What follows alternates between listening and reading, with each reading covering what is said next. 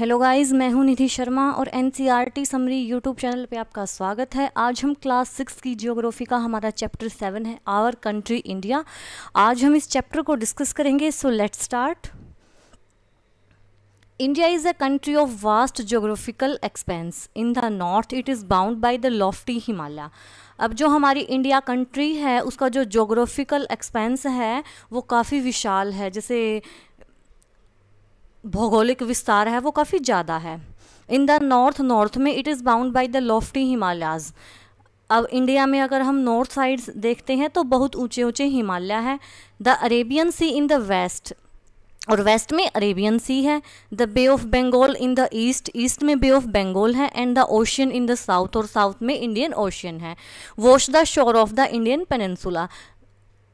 Peninsula क्या होता है? The peninsula is a piece of land that is surrounded by water on 3 side. India का एक ऐसा पेनिनसुला, एक ऐसा पीस ऑफ लैंड होता है जो 3 साइड से पानी से घिरा हुआ होता है, और इंडिया 3 तरफ से पानी से घिरी हुई है। तो इसलिए एक साइड तो अरेबियन सी है, दूसरी साइड बे ऑफ बंगाल है, फिर इंडियन ओशियन है। तो 3 साइड से पानी से घिरी हुई है, तो इसलिए इंडियन पेनिनसुला बनता है। अब देखो, जो हिमालय है वो कौन सी साइड है? नॉर्थ साइड हिमालय है, अरेबियन सी वेस्ट साइड है, बे ऑफ बंगाल ईस्ट में है, और इंडियन ओशियन साउथ में है। तो 3 साइड से पानी से घिरा हुआ है, इसलिए जो है इंडियन पेनिनसुला बनता है। ठीक है। India has an area of about 3.28 million square kilometer. अब इंडिया का जो एरिया है वो इतना है। The north south extend from Ladakh to Kanyakumari is about 3200 kilometer, and the east west extend from Arunachal Pradesh to Kutch is about 2900 kilometer. अब जो इंडिया का एरिया है वो 3.28 बिलियन स्क्वायर किलोमीटर है, और जो नॉर्थ से लेके साउथ तक है वो कहाँ से है? लद्दाख से लेके कन्याकुमारी तक है, जो 3200 किलोमीटर की उसकी दूरी है। और जो ईस्ट से लेके वेस्ट तक एक्सटेंड है वो अरुणाचल प्रदेश से कच्छ तक है, जो कि 2900 किलोमीटर है। अब देखो, लद्दाख से कन्याकुमारी तक तो ऐसे हो गया, जो कैसे पड़ता है? नॉर्थ से साउथ में, और जो ईस्ट से लेके ऐसे वेस्ट में जाता है वो अरुणाचल प्रदेश से कच्छ में जाता है। तो 3200 किलोमीटर तो नॉर्थ और साउथ की है दूरी, और अगर हम ईस्ट से वेस्ट की तरफ जाते हैं तो 2900 किलोमीटर दूरी है। The lofty mountain, the great Indian desert and the northern plains, the uneven plateau surface and the coast and island present a diversity of landform. अब इंडिया में अलग अलग लैंड फॉर्म है। आप देखो, कहीं तो आपको माउंटेन दिखेंगे ऊंचे ऊंचे, कहीं पे आपको इंडियन डेजर्ट दिखेगा, फिर कहीं पे आपको बिल्कुल प्लेन दिखेगा, फिर कहीं पे आपको प्लेट्यू दिखेगा। अनइवन जैसे उबड़ खाबड़ होता है ना, बिल्कुल जो समतल नहीं होता है, उबड़ खाबड़ प्लेट्यू दिखेगा। कहीं पे आपको कोस्ट दिखेंगे, कहीं पे आपको आइलैंड दिखेंगे। तो इसी वजह से ही डाइवर्सिटी है लैंडफॉर्म में। इंडिया में डाइवर्सिटी, विभिन्नता है, जैसे अलग अलग लैंडफॉर्म है तो अलग अलग चीज़ें आपको इंडिया में देखने को मिलेंगी। There is a great variety in climate, जलवायु में भी काफ़ी विभिन्नताएं हैं। वेजिटेशन, जो हमारी वनस्पतियां हैं उनमें भी, वाइल्ड लाइफ है, जो वन्यजीव हैं हमारे, उनमें भी, as well as in the language and culture. और लैंग्वेज और कल्चर में भी आपको काफ़ी डिफरेंस दिखेगा। अब देखो, हर किसी स्टेट की लैंग्वेज अलग है, कल्चर अलग है, हर कहीं की क्लाइमेट अलग है, वेजिटेशन अलग है, वाइल्ड लाइफ अलग है। तो इंडिया में बहुत सारी वेराइटी हैं, विभिन्नताएं हैं। In this diversity we find unity that is reflected in tradition that bind us as in one nation. लेकिन इतनी विभिन्नताओं के बावजूद भी इंडिया में एकता दिखाई देती है हमारी परंपराओं में, जो हमें एक राष्ट्र के रूप में बांध के रखती हैं। India has a population of more than 120 crore since the year 2011। अब 2011 की जनगणना के अनुसार इंडिया की पॉपुलेशन 120 करोड़ थी। It is the second most populous country of world after China. China के बाद इंडिया का ही प्लेस आता है पॉपुलेशन में, सेकंड नंबर पे है हमारा इंडिया। तो इसमें यही बताया गया है कि इंडिया ज्योग्राफिकल एक्सपेंस काफ़ी ज़्यादा है, 3 तरफ से पानी से घिरा हुआ, इसलिए पेनिनसुला बोलते हैं। और अगर आप नॉर्थ से साउथ जाते हो तो 3200 किलोमीटर की दूरी है, और अगर हम इंडिया में ईस्ट से वेस्ट की तरफ जाते हैं तो 2900 किलोमीटर है। और इंडिया में काफ़ी डाइवर्सिटी ऑफ लैंड फॉर्म है, कहीं प्लेट्यू है, कहीं प्लेन्स है, कहीं डेजर्ट है, तो कहीं माउंटेन्स है। लैंग्वेज भी अलग है, कल्चर भी अलग अलग है, लेकिन इन सभी की बजाय फिर भी एक हमारे अंदर यूनिटी है, जो हमारे ट्रेडिशंस में देखने को मिलती है, जो हमें एकता में बांधे रखती हैं। और इंडिया की पॉपुलेशन 2011 में इतनी थी, और इंडिया दूसरे नंबर पे आता है चाइना के बाद। अब हम देखेंगे लोकेशनल सेटिंग। लोकेशनल सेटिंग कैसे है? India is located in the northern hemisphere. अब जो इंडिया है वो नॉर्दर्न हेमिस्फीयर में लोकेट है। The tropic of cancer passes almost half way through the country. अब जो ट्रॉपिक ऑफ कैंसर है वो लगभग बीच में से निकलती है हमारे इंडिया के। From south to north, south से नॉर्थ की तरफ। Mainland of India extend between. अब जो मेन लैंड है इंडिया का वो इतना नॉर्थ में और इतना नॉर्थ में लैटिट्यूड है, और अगर हम लॉन्गिट्यूड में जाते हैं तो वेस्ट से लेके ईस्ट तक ये इतना पड़ता है। ये इंडिया की जो लोकेशनल सेटिंग है वो बताई गई है, इसके बीच में आता है। नॉर्थ में आप नॉर्थ के लैटिट्यूड में तो इतना इसके और इसके बीच में है, और ये ईस्ट में है, ईस्ट में पड़ता है ये इतना। If we divide the world into eastern and western hemisphere, अगर हम वर्ल्ड को ईस्टर्न और वेस्टर्न हेमिस्फीयर में डिवाइड करते हैं, which hemisphere would India belong to, तो इंडिया कौन से हेमिस्फीयर में आएगा? अगर हम इंडिया को, अगर हम वर्ल्ड को दो हेमिस्फीयर में डिवाइड करते हैं तो इंडिया कौन से हेमिस्फीयर में आएगा? Due to great longitudinal extent of about 29 degree there could be a wide difference in local time of places located at two extreme point of India. और एक ग्रेट लॉन्गिट्यूडनल एक्सटेंड है 29 degree का, इसकी वजह से ही हमारे, अगर इंडिया में भी आप कोई दो एक्सट्रीम पॉइंट ले लेते हो तो वहाँ पे भी टाइम का डिफरेंस आएगा।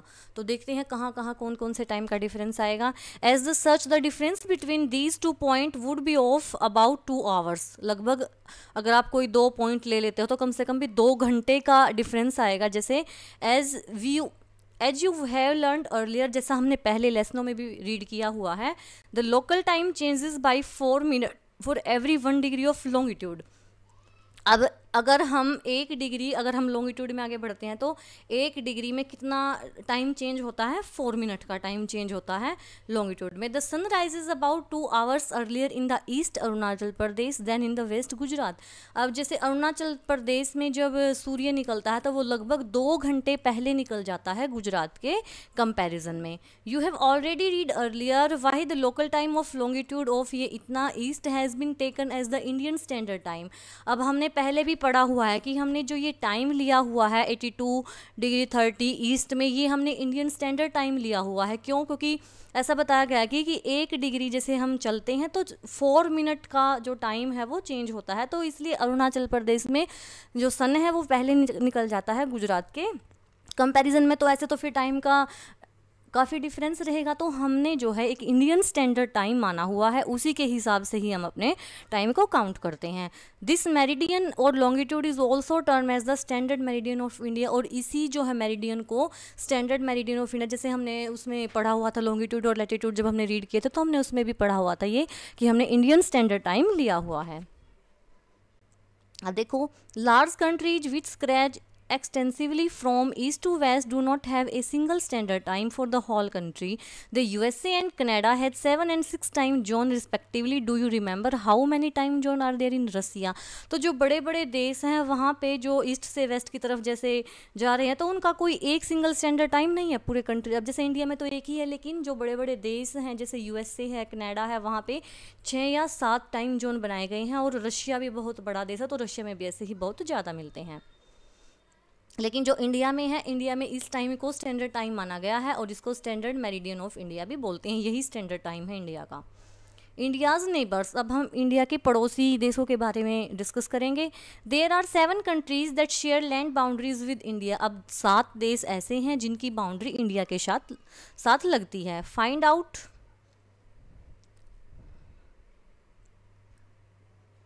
Find out name of these countries from the figure. How many of these countries do not have access to any ocean or sea? Across the sea to the south.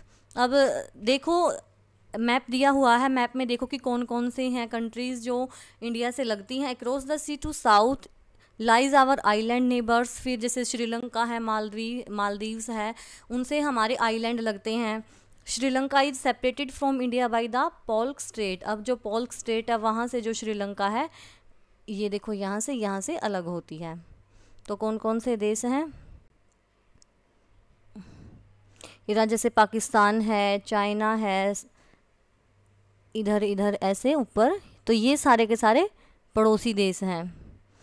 Pakistan है, अफ़गानिस्तान है, China है, भूटान है, नेपाल है, तिब्बत है, और नीचे जैसे ये श्रीलंका है, ये इससे जुड़ी हुई है। तो ये हमारी नेबरिंग कंट्रीज़ हैं। 7 कंट्रीज़ हैं हमारी, नेबरिंग कंट्रीज 7 हैं। पॉलिटिकल एंड एडमिनिस्ट्रेटिव डिवीज़न, अब पॉलिटिकल और एडमिनिस्ट्रेटिव डिवीज़न कैसे हुआ है ये भी रीड करेंगे। India is a vast country, India एक बहुत विशाल देश है। फॉर एडमिनिस्ट्रेशन पर्पज़, अब प्रशासनिक कार्यों के लिए the country is divided into 28 states and 8 union territories. अब जो इंडिया है उसमें प्रशासनिक कार्य होने के लिए 28 राज्यों में और 8 यूनियन टेरिटरीज में बटा हुआ है। Delhi is the national capital, Delhi हमारी नेशनल कैपिटल है। The state have been form mainly on the basic of language, और जो ये 28 स्टेट बनाई गई हैं वो किस बेसिस पे बनाई गई हैं, वो लैंग्वेज की बेसिस पे बनाई गई है। जैसे हरियाणा बना तो हरियाणा हरियाणवी भाषा है, पंजाब बना तो पंजाब की स्टेट की पंजाबी भाषा है, तो लैंग्वेज के बेस पे ही बनाई गई हैं। फिजिकल डिवीज़न कैसे हुआ? India is mark by a diversity of physical features such as mountains, plateaus, plain, coast and islands. अब इंडिया में भी फिजिकली फीचर में भी काफ़ी डाइवर्सिटी है। आप देखोगे कि कहीं पे प्लेन है, कहीं पे माउंटेन्स है, कहीं पे कोस्ट है, तो कहीं आइलैंड है। Standing as sentinels in the north are the lofty snow cap Himalayas. अगर आप देखोगे तो नॉर्थ की साइड तो हिमालय की जो है बर्फ़ की टोपी ओढ़े हुए हैं हिमालय, नॉर्थ में तो हिमालय है। Himalayas means the abode of snow. The Himalayas mountain are divided into 3 main parallel range. अब हिमालय को भी 3 रेंज में डिवाइड किया गया। हिमालय की भी श्रेणियां हैं, आगे कौन कौन सी है? The northern most is the great Himalaya and Himadri, जो बिल्कुल नॉर्थन में है उसको ग्रेट हिमालय और हिमाद्री भी बोलते हैं। The world's highest peak are located in this range, और संसार की सबसे ऊंची चोटी भी इसी में ही स्थित है, जो हमारी हिमाद्री या फिर ग्रेट हिमालय है, इसको बोलते हैं। मिडल हिमालय और Himachal lies to the south of Himadri, Himadri के बिल्कुल साउथ में ही मिडल हिमालय है, जिसको हिमाचल भी बोलते हैं। Many popular hill station are situated there here, बहुत से जो पॉपुलर हिल स्टेशन है जहाँ पे घूमने फिरने जाते हैं तो वो मोस्टली यहीं पर ही हैं। Find out the name of 5 hill station. The Shivalik is the southern most range, और शिवालिक है वो सबसे साउदर्न मोस्ट है जो साउथ की साइड में है। नॉर्दर्न मोस्ट तो ग्रेट हिमालय है, और जो बिल्कुल बीच में पड़ता है उसके हिमाद्री की साउथ में पड़ता है वो मिडल हिमालय है, और बिल्कुल साउदर्न मोस्ट है वो है Shivalik. The northern India's plain lies to the south of Himalaya, और जो नॉर्दर्न इंडिया प्लेन है वो हिमालय के साउथ में आता है। They are generally level and flat, वो बिल्कुल फ्लैट है, जैसे हमने लास्ट लेसन में भी डिस्कस किया था। जो प्लेन एरिया है इंडिया का नॉर्दर्न प्लेन है वो काफ़ी फ्लैट और लेवल में है। These are form by the alluvial deposit laid down by the rivers, और ये कैसे बने हैं? जो नदियाँ अपने साथ जो बहा कर लाती हैं कंकड़ पत्थर, उनके इंदूज, गंगा और ब्रह्मपुत्रा एंड देयर ट्रिब्यूटरीज, ये जो इंदू है और गंगा और ब्रह्मपुत्रा अपने साथ जो बहा के लाती हैं डिपॉजिट, वे इकट्ठा हो के ये जो एरिया है वो बना है। These river plains provide fertile land for cultivation, और इसलिए जो ये रिवर है यही इस वाले क्षेत्र को काफ़ी उपजाऊ बनाती हैं।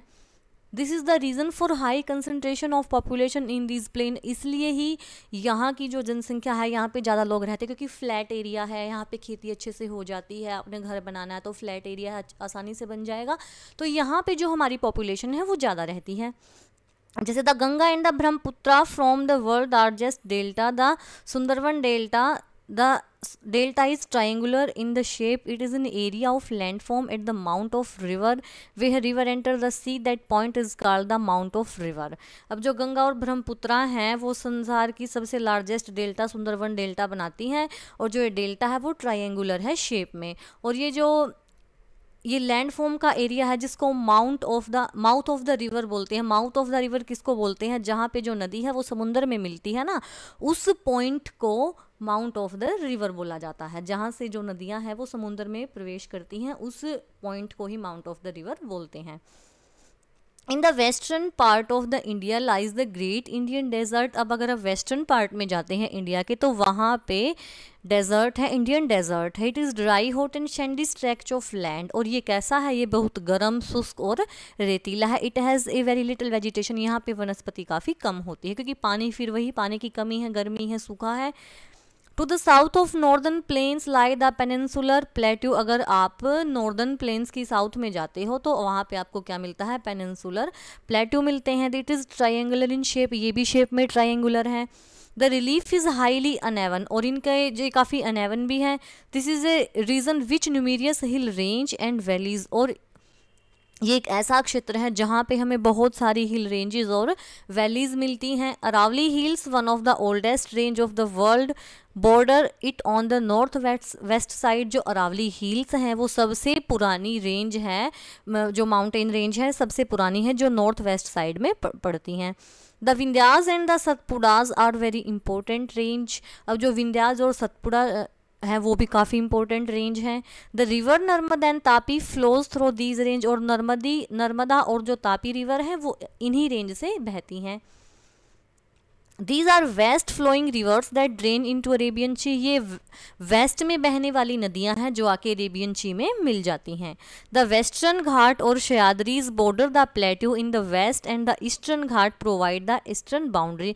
जो हमारा वेस्टर्न घाट है जिसको सह्याद्री भी बोल देते हैं, वो प्लेट्यू का वेस्ट में बॉर्डर बनाती हैं, और वेस्टर्न घाट जो है हमेशा चलने वाला है। देखो जो द वेस्टर्न घाट और सह्याद्री प्लेटू है जो वेस्ट में वहाँ का बॉर्डर बनाती है, और जो ईस्टर्न घाट है वो ईस्टर्न बाउंड्री बनाता है। अब देखो जो वेस्टर्न घाट है तो वो वेस्टर्न का बॉर्डर बनाता है, और जो ईस्टर्न पार्ट है, जो ईस्टर्न घाट है वो ईस्टर्न की बाउंड्री बनाता है। वाइल द वेस्टर्न घाट आर ऑलमोस्ट कॉन्टिन्यूस, अब जो वेस्ट वाला पार्ट है वो हमेशा कॉन्टिन्यूस रहता है। The eastern Ghat are broken and uneven, लेकिन जो ईस्ट वाला घाट है वो काफ़ी टूटा हुआ और अनइवन है, वो समतल नहीं है। The plateau is rich in minerals like coal and iron, और लेकिन जो प्लेटू है ये काफ़ी, इसमें काफ़ी मात्रा में मिनरल्स हो जैसे कोयला और लोहा है वो मिलता है। तो देखो ये कैसा बोला गया है इसमें, देखो ऊपर दिखाते हूँ। देखो जो वेस्ट वाला है ये बिल्कुल बिल्कुल सीधा है, लेकिन जो अगर आप ईस्ट वाले पार्ट में आते हो देखिए ये अनइवन है, कहीं से ऐसे ऐसे ऐसे है, तो ये इसमें ये काफ़ी टेढ़ा मेढ़ा है और ब्रोकन भी है। लेकिन जो इस साइड वाला है ये काफ़ी सीधा सीधा है, यही बताया गया है इसमें। देखो बोला गया है कि ईस्टर्न तो ब्रोकन है और वो बिल्कुल सही है, कॉन्टिन्यूस है। To the west of the western Ghat, western Ghat के वेस्टर्न में, and the east of the eastern Ghat lies the coastal plain. Western Ghat के तो वेस्ट में और ईस्टर्न घाट के ईस्ट में कोस्टल प्लेन पड़ते हैं। अब देखो ये दिखाया गया है, मैनी गर्ल्स आर नेम्ड, नदियों के ऊपर नाम रखे गए हैं। The western coastal plain are very narrow, जो वेस्टर्न कोस्टल प्लेन है वो काफ़ी नैरो है। The eastern coastal plain are much broader, लेकिन जो ईस्ट वाला कोस्टल प्लेन है वो काफ़ी बड़ा है। There are a number of east flowing river, east में बहुत सारी नदियाँ बहती हैं जैसे महानदी है, गोदावरी है, कृष्णा है, कावेरी है। ये सब जाके कहाँ मिलती हैं, ये ऑफ बंगाल में मिलती हैं। दीज रिवर है form fertile deltas as their mouth, और ये कौन सा, ये बहुत उपजाऊ डेल्टा बनाती हैं। The Sundarban delta is form where Ganga and Brahmaputra flows into bay of Bengal, और सुंदरवन डेल्टा भी कहाँ बनता है, जहाँ पे गंगा और ब्रह्मपुत्रा बे ऑफ बंगाल में मिलती हैं। अब देखो, do you know corals, corals क्या होते हैं? Corals are skeletons of tiny marine animals called polyps. When the living polyps dies, their skeleton are left. Other polyps grows on the top of hard skeleton which grows higher and higher, thus forming the coral islands. अब देखो ये coral islands में बहुत सारे animals पाए जाते हैं और ये काफ़ी डिफरेंट, इसमें वेजिटेशन भी, एनिमल्स भी काफ़ी डिफरेंट होते हैं। और जो कोरल है ना वो स्केलेटन होते हैं टाइनी एनिमल्स के, जिनको पोलिप्स कहा जाता है।